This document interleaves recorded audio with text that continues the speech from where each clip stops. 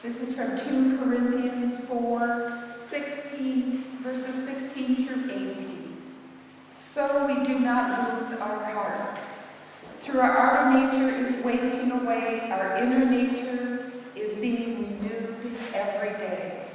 For this slight, momentary affliction is preparing us for an eternal weight of glory beyond all comparison.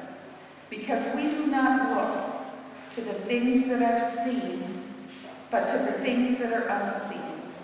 For the things that are seen are transient, but the things that are unseen are eternal.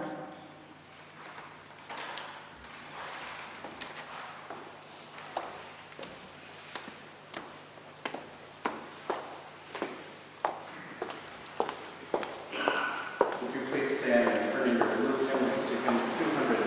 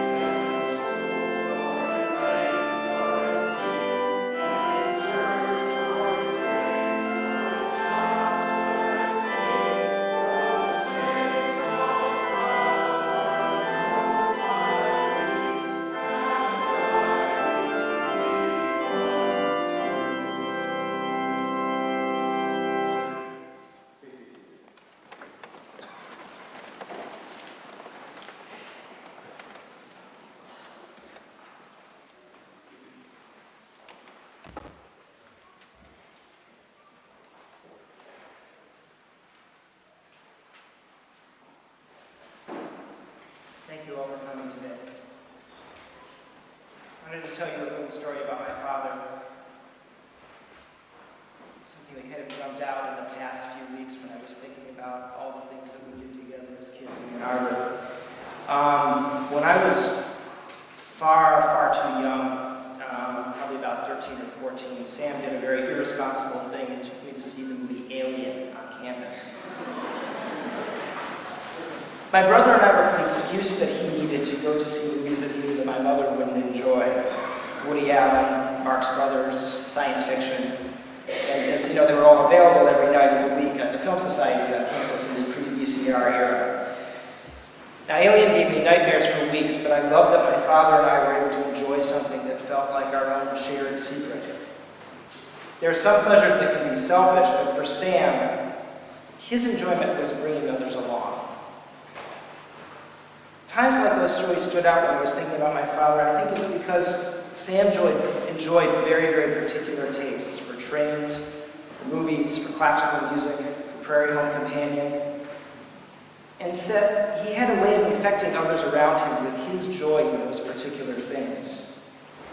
The People's Food Co-op, driving with Marianne to small towns in the middle of nowhere, serving breakfast to those in need, biking to Dexter for cider in the fall. The company of those that he was close to and those he had just met. Brahms. These are small pleasures, but they are pleasures that he enjoyed again and again and shared with others. We all know that for Sam, adversities such as his blindness only served as opportunities. He was never in denial about his limitations, but he worked around them. If he could no longer take photographs, he became an audio documentarian, telling stories on tape, just as he had before on film. If Marianne was no longer with him, he'd enjoy coffee at Cafe Verde with one or with many of his friends. It's impossible to sum up any life in a few remarks, but if I had to try, I'd say this. Sam was, until the end, a truly happy man, perhaps the happiest I've ever known. I think that ultimately may be his legacy and his gift.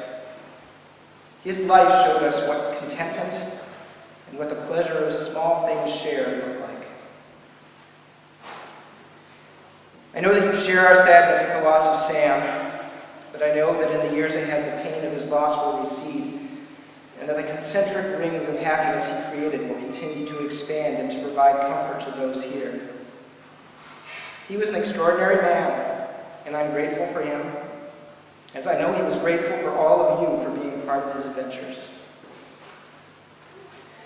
Sam's brother Dick can't be here with us today due to an illness. However, he has written a few comments that he asked his daughter Katie to share with us.